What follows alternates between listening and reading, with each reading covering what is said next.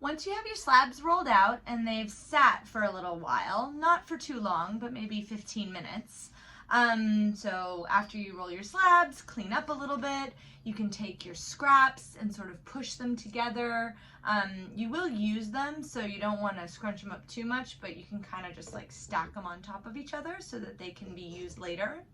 And maybe take a break, go get a snack, and then come back after only 15 minutes because you don't want them to sit for that long. You'll notice that they have hardened up and they've just gotten a little bit of a stronger skin on the outside of them. Then we're going to transfer our designs onto your slab. Now this is just a guide, so you don't have to do all of the detail that you drew. For instance, this circular tile that I did has a lot of detail on it. I worked out a lot of ideas.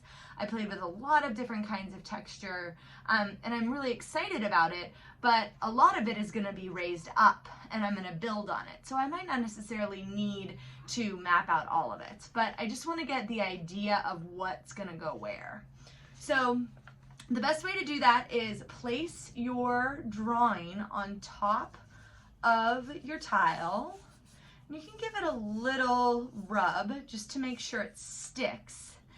And then with your pencil, and the duller the pencil, the better. So I actually have a mechanical pencil here, and I think I'm gonna take away the lead and just use the tip, or a duller pencil that you might have. You're just gonna trace over the lines that you think are the most important, that sort of dictate the structure of the tile.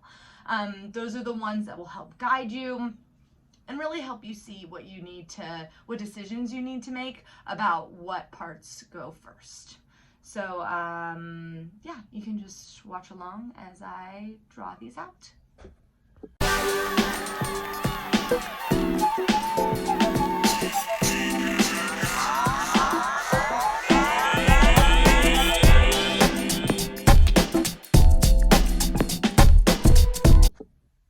Okay, so a couple things that happened while I was doing those drawings. One, I got some holes in my drawing, which you can see, and that's because the clay is pretty wet, and my pencil, even though it's dull, is still sharper. So going through wet paper, it's not gonna last that long.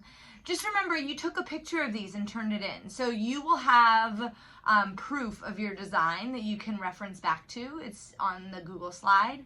However, you know, if you wanted to be extra cautious and just take some more detailed pictures before you trace, that might be a good idea if you feel really worried about it. Another thing that maybe you can notice is that I really simplified what I chose to sketch.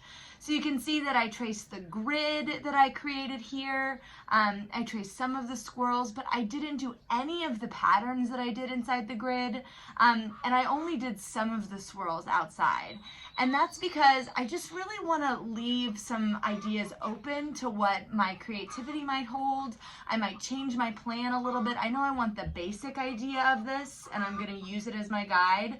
But it's just important that I really maintain that basic structure.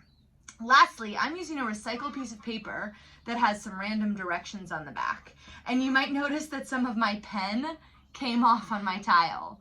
So don't worry, that's fine. It will all burn off in the kiln once we fire these.